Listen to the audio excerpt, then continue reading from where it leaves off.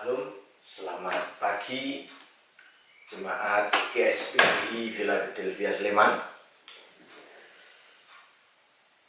Salam sehat dan senang bisa bersama-sama dengan Bapak Ibu Saudara sekalian beribadah melalui online ini. Pagi hari ini, sebelum kita bersama-sama mendengarkan firman Tuhan, kita akan mendengarkan sebuah pujian yang mengatakan Dia hanya sejauh doa. Dan bagi Bapak Ibu Saudara yang bisa pujian ini, silakan untuk mengikutinya. Bila kau rasa gelisah di hatimu, bila kelam kabut tak menentu hidupmu, ingat masih ada seorang penolong bagimu. Yesus tak pernah jauh darimu. Bila cobaan menggodai hatimu, bila sengsara menimpa keadaanmu, ingat Yesus takkan pernah jauh darimu.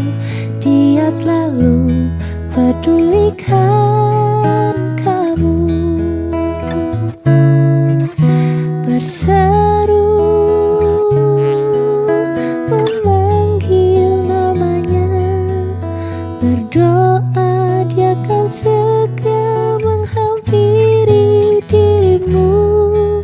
Percaya Yesus tak jauh darimu, Dia hanya sejauh doa.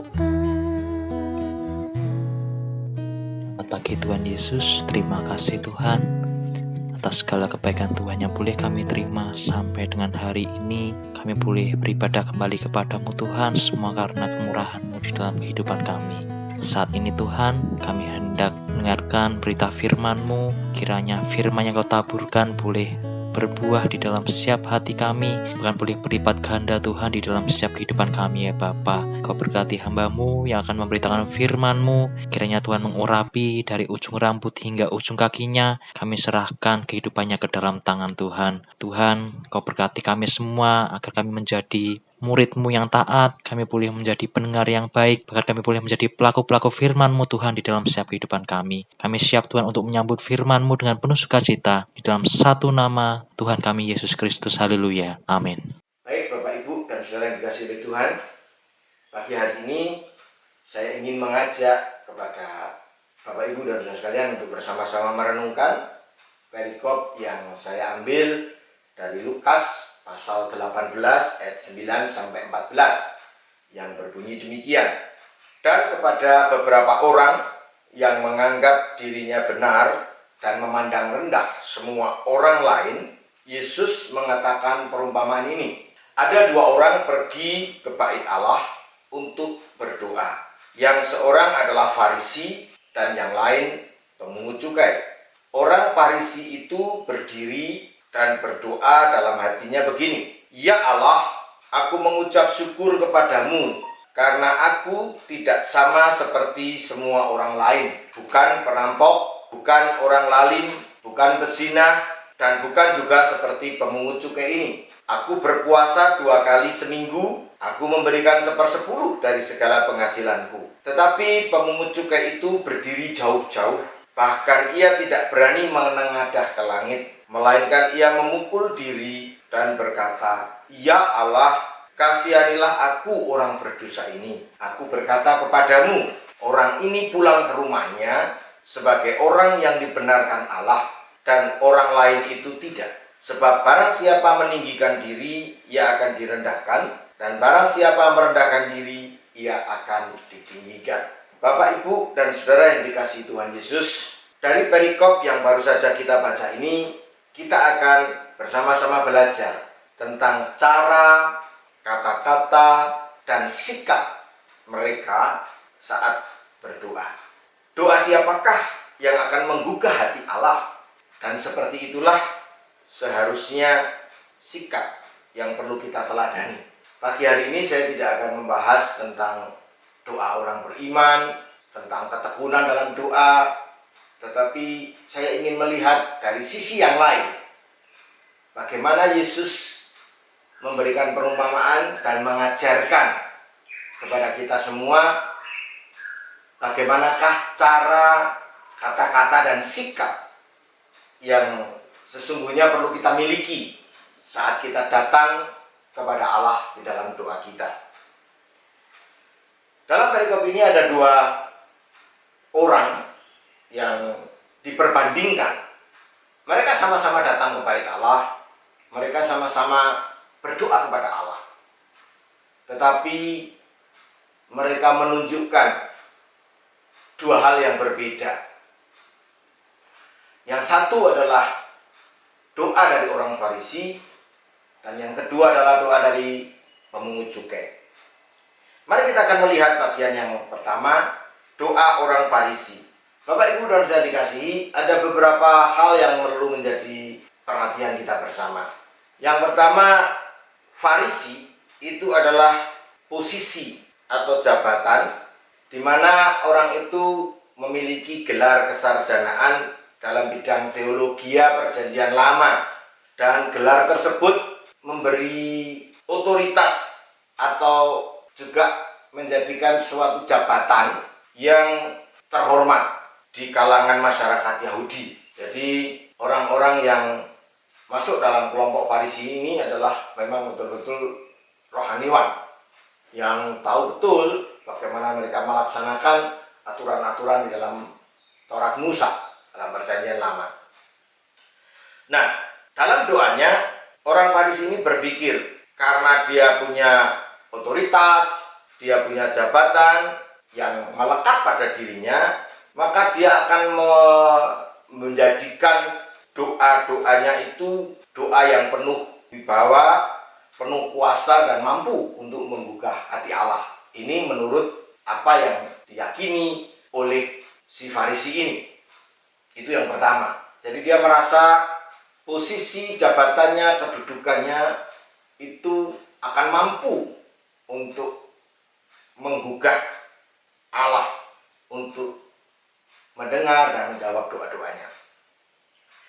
Yang kedua, orang Yahudi dan Farisi ini, mereka beranggapan bahwa tempat di mana ia sedang berdiri itu adalah tempat yang sakral. Jadi dia merasa bahwa doa-doanya akan menjadi berkuasa dan sangat manjur ketika dilakukan di tempat yang sakral. Nah, memang orang-orang Yahudi mempunyai tradisi ketika mereka berdoa, mereka itu selalu menghadap atau mengarahkan diri ke arah Yerusalem di mana bait Allah berada. Ya. Nah, jadi di sini kita melihat bahwa orang Farisi ini merasa bahwa karena dia sudah di bait Allah, tentu doa-doanya akan didengar dan dijawab oleh Allah. Yang berikutnya adalah moralitas dari Farisi ini. Farisi ini menganggap bahwa dia adalah orang yang rohani, memiliki moral yang baik, sehingga dia merasa bahwa ini jaminan bahwa kalau dia berdoa, dia akan didengar oleh Allah dan dijawab doanya. Karena apa? Karena dia merasa bahwa dia adalah seorang yang baik, dia adalah seorang yang bersih, rohani, orang yang kudus, dan orang yang berbeda dari semua orang lain. Kita bisa melihat pernyataannya itu di dalam Lukas 18 ayat 11. Jadi dia menunjukkan, ini loh Tuhan, aku orang yang baik, aku orang yang rohani, aku orang yang bersih, tidak seperti semua orang lain. Berikutnya, orang Farisi ini juga menyampaikan tentang prestasi dirinya. Orang Farisi adalah orang yang sangat aktif dan disiplin dalam melakukan pelayanan atau aktivitas rohani. Di Lukas 18 ayat 12 di sana dicontohkan, dia mengatakan bahwa dia berpuasa seminggu 2 kali. Dia juga tidak lupa memberikan persepuluhan, ya, 1/10 dari penghasilannya diberikan. Nah, Bapak Ibu dan Saudara dikasih oleh Tuhan Yesus, dia menganggap prestasi keagamaan yang dicapainya itu akan mampu menggugah hati Allah, sehingga Allah akan menjawab doa-doanya. Inilah cara, kata-kata, dan sikap yang ditunjukkan orang Farisi ketika datang ke bait Allah. Nah, mari kita lihat yang kedua, pemungut cukai. Bagaimana dia berdoa di dalam bait Allah. Yang pertama, pemungut cukai ini adalah orang yang realistis. Dia sadar ketika menjalani profesinya tidak dapat dilepaskan dari dosa dan kesalahan. Sebetulnya bukan tugas dan jabatannya yang menyebabkan ia berdosa, ia salah, tetapi cara dia melaksanakan tugasnya, sehingga itu yang kemudian menimbulkan kebencian, kemudian rasa ditolak dan dimusuhi oleh orang-orang sebangsanya, orang-orang di lingkungannya. Ketika dia berdoa, dia mengungkapkan secara jujur realitas dirinya kepada Tuhan dan menyatakan apa yang sangat dibutuhkan oleh dirinya pada saat itu sebagai seorang yang berdosa, yaitu dia butuh belas kasihan Allah. Ini bisa Bapak Ibu Saudara lihat di dalam Lukas 18 ayat 13. Jadi dia orang yang sadar betul, ya. Dia orang yang realistis tentang kondisi dirinya. Kemudian yang kedua, pemungut cukai ini menyesal. Dia memiliki penyesalan yang sangat mendalam terhadap dirinya. Jadi pada saat dia berdoa, pada saat dia menaikkan doanya, pertama-tama yang dilakukan dia adalah melihat semua kekurangan di dalam dirinya, kesalahan dan dosa-dosanya. Sehingga apa? Dia merasa tidak layak. Lalu sembari dia memukul dirinya, ia berdoa dengan penyesalan yang amat mendalam, seolah-olah dalam keputusasaan sambil memohon belas kasihan Allah. Selanjutnya yang ketiga, pemungut cukai ini berdoa dengan hati yang hancur. Dia mengungkapkan betapa kotor dan tidak layaknya dia di hadapan Allah. Dia berdiri jauh-jauh, bahkan dia tidak berani menengadahkan mukanya, mengangkat mukanya, apalagi mengangkat tangannya. Kondisi ini sungguh menunjukkan bahwa dirinya memiliki hati yang hancur. Dia merasa sangat takut untuk masuk ke altar suci. Dengan hati hancur dan malu, di sini kita bisa melihat bobot kerendahan hatinya dari pemungut cukai ini. Ya. Dia mengenal dirinya bahwa dia hanyalah seorang manusia yang berdosa, yang tidak berhak menuntut atau mengklaim apa-apa dari dan kepada Tuhan. Ia tahu diri bahwa ia hanya mengharapkan belas kasih dari Allah. Nah, kita akan melihat bagaimana respon Yesus terhadap doa pemungut cukai ini. Di Lukas 18 ayat 14 bagian A, di sana dikatakan, orang ini pulang ke rumahnya sebagai orang yang dibenarkan Allah, dan orang lain itu tidak. Inilah komentar tanggapan respon Yesus terhadap doa pemungut cukai. Doa pemungut cukai inilah yang mampu menggugah hati Yesus, sehingga Yesus menjawabnya dengan pembenaran, dan ia pulang ke rumahnya membawa hasil-hasil dari doanya. Bapak Ibu dan Saudara yang dikasih oleh Tuhan, kita bisa belajar dari pemungut cukai ini bagaimana dengan kerendahan hati yang dimilikinya, mengenal dirinya, mengenal kekurangannya, kesalahan dan dosa-dosanya. Ketika dia menghampiri Allah, dia hanya memohon semata-mata belas kasih dan karunia dari Allah. Itu sebabnya dia pulang dengan membawa hasil pembenaran dari doa-doanya. Nah, biarlah kiranya melalui perikop ini yang kita renungkan pada hari ini, mari kita cara, kata-kata, dan sikap yang benar sehingga mampu menggugah hati Allah untuk menjawab dan mengabulkan doa-doa kita. Amin. Tuhan Yesus memberkati, dan kita akan bersama-sama mendengarkan pujian doa mengubah segala sesuatu. Nanti Bapak Gembala akan menutup dalam doa.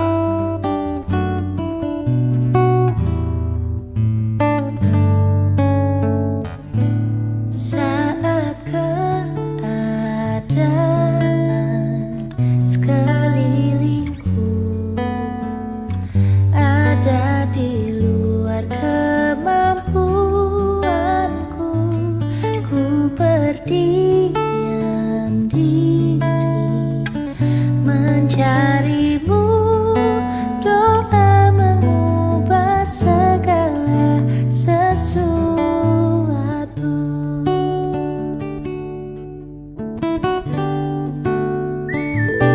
Saat kenyataan di depanku mengecewakan perasaanku, ku menutup mata memandangmu, sebab doa mengubah segala sesuatu.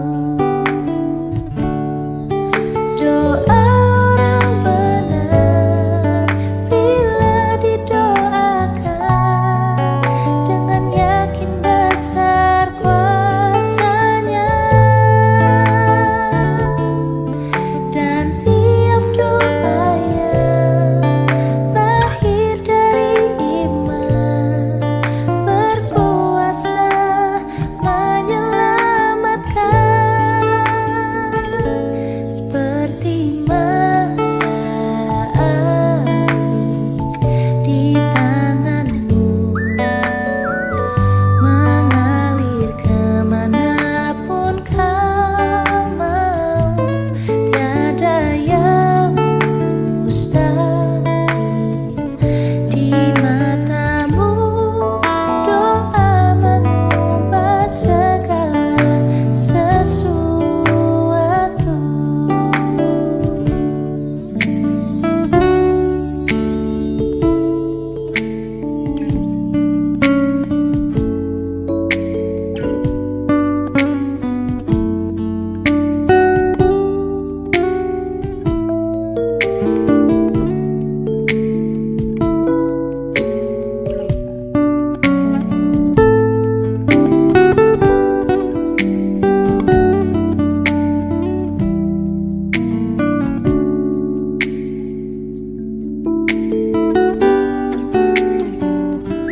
Saat kenyataan di depanku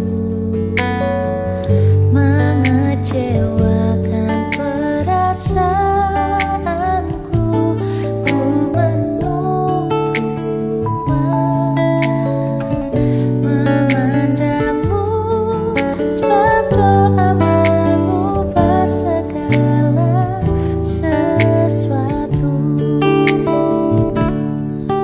Doa orang benar bila didoakan dengan yakin besar kuasanya,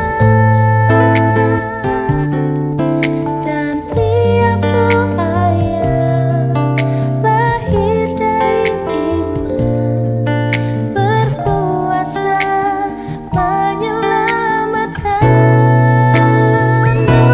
seperti mata air di tanganmu, mengalir kemanapun kau mau. Tiada yang mustahil di matamu. Doa mengubah segala sesuatu. Tuhan, kita bersyukur boleh beribadah bersama walaupun dengan online, tetapi tidak mengurangi semangat kita untuk bersekutu dengan Tuhan. Dan kita telah mendengarkan firman Tuhan, kiranya firman Tuhan termeterai dalam setiap hati kita. Dan mari kita tundukkan kepala berdoa. Kami bersyukur kepada Engkau Tuhan Yesus. Terima kasih untuk kesempatan yang kembali Tuhan berikan. Kami boleh bersama-sama mendengarkan firman-Mu. Biarlah setiap kebenaran firman yang kami sudah terima termeterai dalam hati kami. Memberkati hamba-Mu yang telah menyampaikan firman-Mu, memberkati juga rekan-rekan yang telah mempersiapkan semuanya ini. Tuhan, Engkau memberkati dalam pekerjaan, dalam usaha mereka. Terima kasih Tuhan. Dan untuk jemaat-Mu Philadelphia Sleman, Tuhan lawat mereka satu persatu, yang lemah Tuhan kuatkan, yang sedang dalam keadaan sakit Tuhan jamah sembuhkan dalam nama Tuhan Yesus Kristus. Dan yang dalam masalah apapun juga, Tuhan beri jalan keluar dari masalah mereka. Berkatilah hidup mereka. Berkati ya Tuhan, baik sebagai orang tua maupun anak-anak, baik mereka yang sudah bekerja ataupun yang masih duduk di bangku sekolah ataupun bangku kuliah. Tuhan kiranya memberkati mereka semua dengan segala keperluan yang mereka butuhkan. Terima kasih Tuhan. Kami doakan juga untuk bangsa dan negara kami, pemerintah kami. Tuhan, Engkau pulihkanlah keadaan bangsa kami dari masalah-masalah yang sedang terjadi, baik pandemi, demikian juga bencana alam. Tuhan kiranya tolong dan berkati semua yang sedang mengalami bencana. Tuhan kiranya Engkau membebat hati mereka dan Engkau memberkati hidup mereka. Terima kasih Tuhan, terpujilah bagi Engkau kekal selama-lamanya. Dalam nama Tuhan Yesus Kristus. Dan sekarang Bapa, mari Engkau kedangkan tangan-Mu. Turunkanlah kiranya berkat-Mu atas kami sekalian. Dan kami menerima berkat yang melimpah dari Allah Bapa, cinta dan kasih sayang dari Putranya yang tunggal, dan oleh kuat kuasa dalam kekuatan kuasa Roh yang kudus, yang senantiasa melindungi, menyertai dan memberkati kita sekalian sampai selama-lamanya. Terimalah berkat Tuhan, yaitu dalam berkat nama Tuhan Yesus Kristus. Haleluya. Amin. Tuhan Yesus memberkati kita semua.